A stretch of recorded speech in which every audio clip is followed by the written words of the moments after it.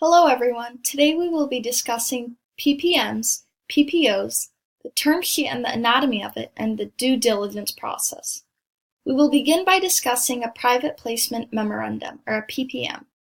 This is a factual legal document that a business uses as a security document, and it is given to potential investors when planning to sell shares or stocks. The purpose of a PPM is to gain interest from private parties on a particular securities investment. It includes various aspects about a company, including a description, legal factors, risks of the investments, which is one of the most important parts of the PPM, term sheet, which will be discussed later on, and a subscription agreement. So under Regulation D on the Securities Act of 1933, a business or company is prohibited from solicitation and advertising. So many people confuse PPMs with business plans. However, there are differences, as a business plan is more marketing oriented and it is aimed toward promoting a company through explaining the market research and target consumers or tactics of a company. On the other hand, a PPM is far more factual and it is focused on the risks and disclosures of a company. A PPO is a private placement offering, and it is an alternative approach to raising capital rather than taking the initial public offering route, or an IPO. Companies may take the PPO approach because it does not have to be registered with the SEC, so it minimizes the expenses and the paperwork, and it also saves companies time. It can allow for a quicker entrance into the market, and it may allow a firm to continue to be privately owned. However, because this approach is riskier than a standard IPO, the investors typically expect a higher rate of return as a reward because, as we all know, the higher the risk, the higher the return.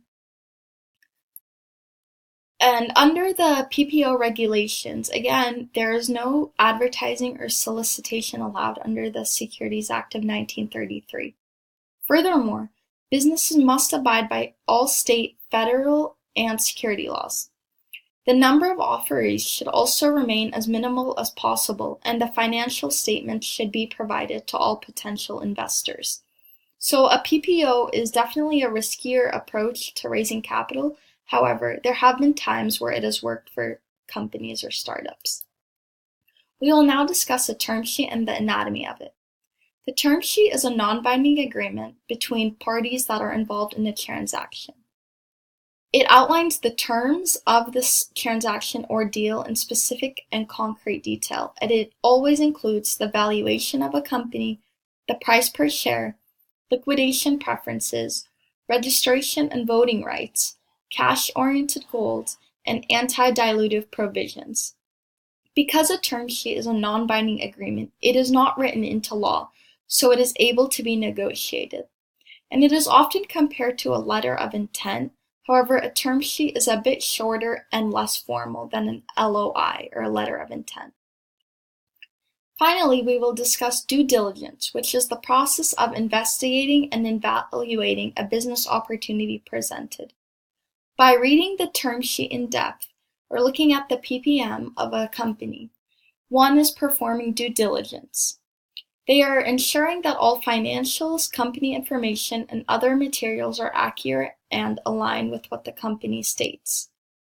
It also allows an investor to see whether the risks of a company are able to be mitigated and worth the investment in the long run.